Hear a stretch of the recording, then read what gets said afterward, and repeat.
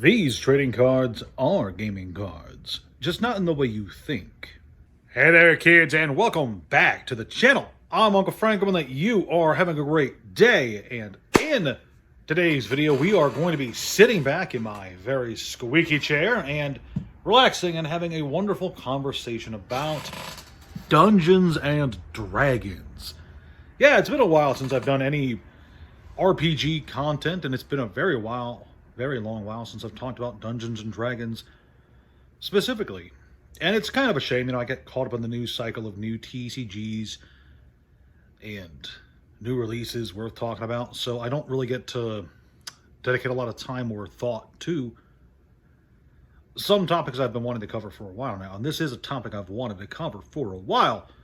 You see, when you're a game master, okay, and you're prepping for a game, depending on the style of DM you are, there's a few different things you want to have on hand before you begin your sessions. There could be the monster manual, the maps, all the dice, of course, that you need, and different tools for different GM needs. Dungeon Master, Game Master, they're interchangeable. You guys know what I'm talking about when I use either term. In today's video, I want to talk about a particular product that I personally think is extremely cool and is extremely nice to have on hand if you're a game master, specifically for older D&D editions, 2nd edition. In particular, that's what the product was made for. You could presumably use it for other versions of D&D. It's just, it would be easier to just use it with the edition it was designed for. We're getting off track. Today we're talking about Dungeons and Dragons trading cards, produced by TSR way back in the day. Yeah, believe it or not, once upon a time,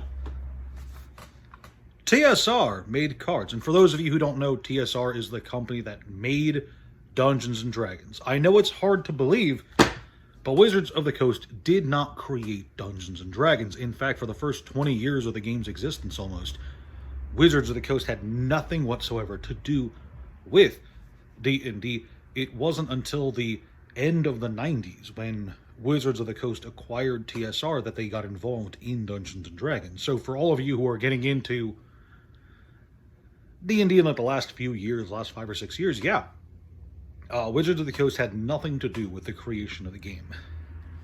It was all TSR. And here we have a product, a side product from TSR, that I personally think is really cool for what it is, and I think it's cool for what it gives you as a game master. You see, this little silver box, as well as this little gold box, this one's not in great condition. These contain full sets of Dungeons and Dragons trading cards, which are a neat product, I think. You see, TSR was, in the late 80s and early 90s especially, trying to market Dungeons and Dragons more to a general audience. And at the time, trading cards were kind of a big deal in the late 80s, early 90s. There was the sports card craze and all the stuff that transpired as a direct result of that. But there was also a lot of TV shows, movies, etc., having a lot of trading cards as their tie-in products. It was fairly common to see.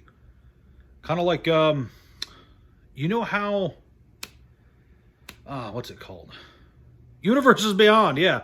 You know how Universes Beyond ties in with a bunch of different products these days? Avatar: The Last Airbender, Spider-Man, Final Fantasy.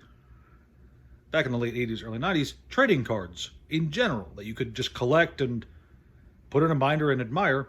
That was how a lot of different products, again, movies, TVs, cartoons, sold themselves to the general audience, in addition to toys and comics. That was also fairly popular. But these D&D, AD&D 2nd edition cards, they're a bit special because, yes, they are trading cards with nice art. You can just collect them and put them in a binder and admire them for what they are. But they got a little secret on them that I really like, and I really wish we got more products like this for other editions of D&D. We actually might have, I just haven't seen any. These little cards have stats on them. Isn't that great? And if you're a game master and you're just looking for a quick reference to stat lines and equipment, abilities and such for a given character or monster, the worst thing you could have to do as a game master is pour through books looking for the specific monster entry, right? Wastes time, wastes energy. You might lose track of what goes where. This little product, it's a nice little workaround, a nice little handy tool, especially if you're designing your own games, because not only does this include stats, characters, monsters from a lot, actually. Forgotten Realms, Greyhawk, Al-Qadim, Dragonlance, Ravenloft, and Dark Sun. Huh. That's right, Dark Sun used to exist back in the day. Man, I miss Dark Sun. It's a shame Wizards of the Coast killed it off. Yeah, these cards have stats for characters across those settings, and if you're just creating your own homebrew adventure, these little bad boys with the stats on the back, not just the stats, the background for the characters, the description of the monsters, their abilities, the equipment, depending on what you're looking at, there's a lot of really useful and handy information to be found on these cards, and it's really just a convenient tool to have for a game master. And they're also not expensive. I think you could get the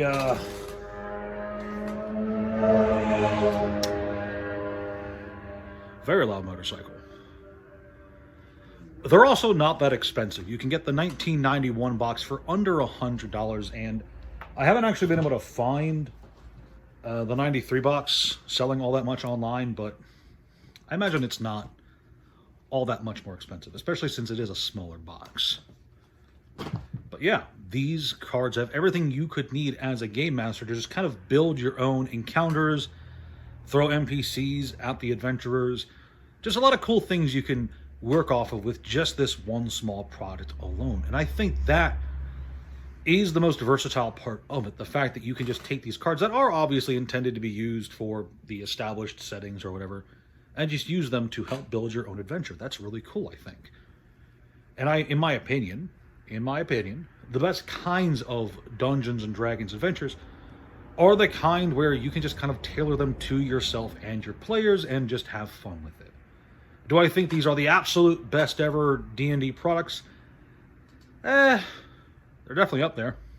I don't know what my top 5 D&D products are, actually, now that I think about it. The cartoon's probably really high up there, though. Almost certainly. The Libris Mortis is my favorite book. That should be a video for another time. Basically, in this video, I'm just trying to show off that A, these cards exist, B, they're relatively affordable, and C, most importantly, they're a useful tool for designing your own adventures in 2nd edition D&D, and that alone makes them worth checking out. So, if you enjoyed this video, please like, share, subscribe, all that jazz. Leave a comment down below. Do you play older versions of D&D? And if you do, how do you like it? I'm curious to know. Thank you so much for watching, and have a great day.